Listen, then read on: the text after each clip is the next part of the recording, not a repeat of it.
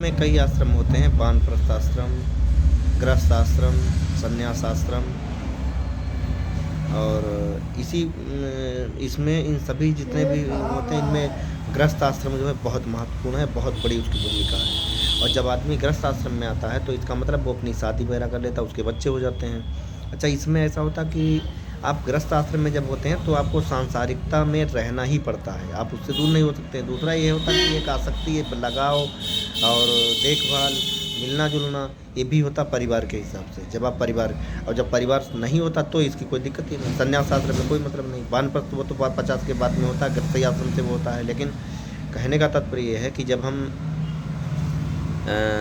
As a family life जीवन जीते हैं तो उसमें जो होता है कि या तो आप कहीं जॉब वगैरह कर रहे हो और आपका कोई व्यवसाय वगैरह है तो व्यवसाय में ये होता है कि इतना पर डे आए, पर डे गए, पर डे आए, पर डे गए, ये होता था।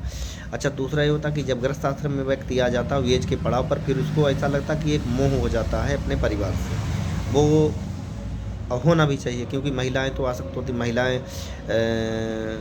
ऐसा नहीं अपना जीवन यापन अपने आप कर लें, उनको तो संरक्षण की ज़रूरत होती पुरुषों के, और पुरुष ही प्रोटेक्शन देता है महिलाओं को। तो कहने का तात्पर्य ये है कि ये एक ऐसा वो बन जाता है जैसे एक गाड़ी के दो पहिए नहीं होते पति पत्नी का, उसी हिसाब से। तो कुल मिला के जो लाइफ में आदमी गृहस्थ आश्रम में होता तो उसको कहीं ना कहीं ये मजबूरी उसकी होती है कि वो परिवार के साथ में ही रहना चाहता है, चाहे उसका अर्निंग या कुछ भी ऐसा हो या वैसा। लेकिन गृहस्थ आश्रम में मजबूरी होती है कि बच्चों के साथ में रहना, बच्चों को टाइम देना होता है, ज़रूरी होता है।